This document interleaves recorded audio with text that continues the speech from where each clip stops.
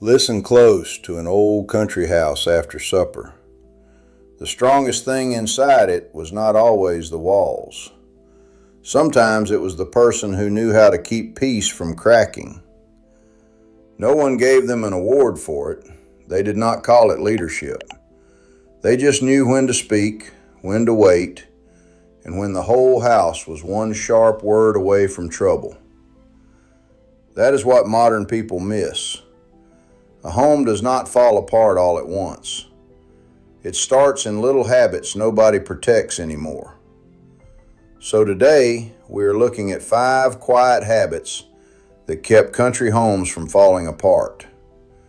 And number 5 begins right at the door, where many old-timers knew better than to bring the whole day inside with them. In 5th place, we start with a habit that saved many families from turning hard work into hard living. Old country people knew you could have a bad day without making the whole house pay for it. A man might come home worn thin from work, stop on the porch, and take a breath before stepping inside. That pause mattered. It was not weakness, it was control. In many country homes, the door was more than an entrance. It was the line between what the world had done to you and what you were allowed to do to your family. Modern people are not very good at that anymore. We carry every irritation into the room. We answer sharp. We let the people closest to us catch the worst part of a day they did not cause. Old-timers were not perfect at this. Some failed badly. But the better ones understood something worth remembering. A tired person still has a responsibility to the room he enters. That is a hard truth. A home cannot stay steady if every mood becomes weather for everybody else. There were fathers who washed up before saying much because they knew their temper was too close to the surface. There were mothers who waited before answering because one wrong sentence could turn supper cold in a different way. That kind of restraint is almost invisible, but invisible does not mean small. It kept children from growing up under constant tension. It kept husbands and wives from turning every evening into a court case. And it taught everyone in the house that self-control was not something you talked about. It was something you brought through the door. Now, number 4 is quieter still. This one happened when somebody saw another person about to break and stepped in before pride made it worse. In 4th place, we have a habit that kept many country homes from turning bitter.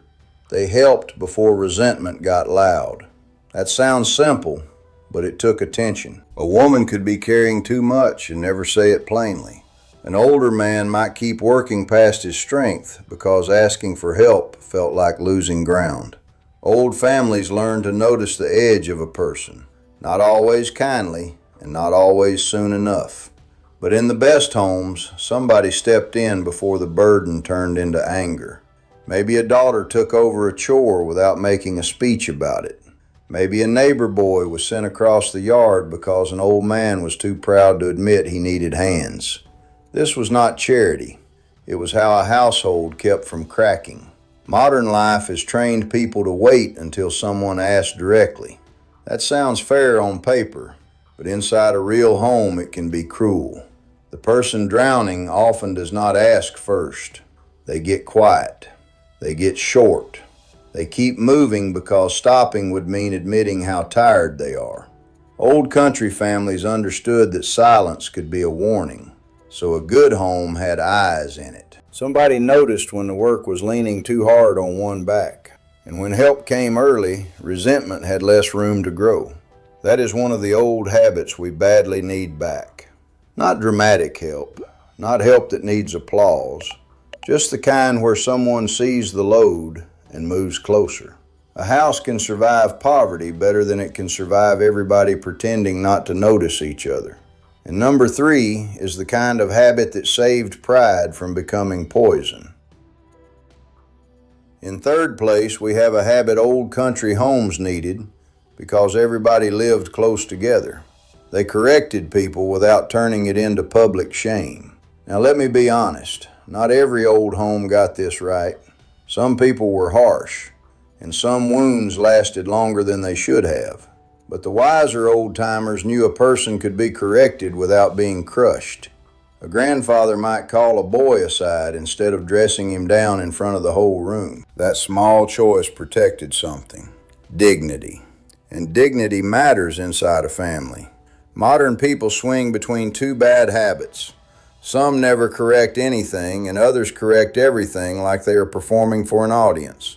Old country homes did not have room for either kind of foolishness. If somebody was wrong, it needed handling. But if you humiliated them, you might win the moment and lose the person. That is a costly victory. The old way, at its best, understood tone. A few words at the right time could do more than a loud lecture that made everyone in the house uncomfortable. A mother could look at a child and save the correction for later because she knew the child's pride was already burning. That was not softness. That was wisdom. A home stays stronger when people can be taught without being made small. There is a big difference between discipline and embarrassment. Old-timers who knew that difference held families together in ways nobody wrote down. They kept order without making the home feel like a courthouse.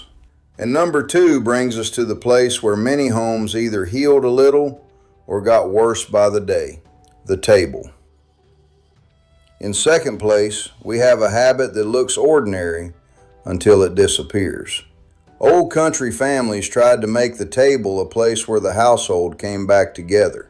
Not every meal was peaceful, let's not lie about that. But in a steady home, the table had a certain pull. People sat down even if the day had been rough. They passed what was there. They heard each other breathe in the same room for a few minutes. That mattered more than people knew at the time. A family cannot stay connected if everyone only appears when they need something. The table interrupted that. It reminded people they belonged to the same house. Modern families can live under one roof and barely meet each other. Everyone eats at different times in different rooms, with a screen keeping them company. That may feel normal now, but something gets lost when nobody gathers. Old country people understood that a home needs a center. It does not have to be fancy, and it does not have to look like a painting, but there has to be some place where the family returns. For many of them, it was the table. That was where bad news got softened by being shared. That was where a child learned when adults were worried, even if nobody explained it directly. A quiet table could teach belonging. A loud one could teach it too, if the love underneath was still holding. The habit was not about the food. It was about the return. People left the house for work, school, errands, trouble, and weather. Then they came back to one plain place and remembered, even briefly, that they were not alone. Homes fall apart when people stop returning to each other. The old table fought against that. And number 1 is the strongest habit of all, because it kept small breaks from becoming permanent damage. In first place, we have the quiet habit that may have saved more country homes than anyone realized. They repaired small hurts before they settled in, not always with fancy words. A lot of old-timers were not good at apologies the way people expect them now. But sometimes a man who spoke too sharply in the morning came back later and fixed the hinge he had been ignoring. That was his way of saying something. Maybe not enough, but something. A woman might set a cup down near someone she was still irritated with, and the room would soften by 1 inch. Country homes often repaired themselves in small gestures. That can sound cold to modern ears, and sometimes it was. Some people needed words they never got. Still, there was a truth inside that old habit. You cannot let every hurt sit untouched. If you do, it becomes part of the furniture. It starts living in the room. Old families knew how dangerous that was, even if they did not speak about it openly. A house can handle disagreement. It can handle tired people. It can even handle a hard season when money, health, or grief has everybody walking carefully. But coldness is different. Coldness spreads. The best old-timers did not let pride keep the house frozen for long. They found a way to move back toward the person.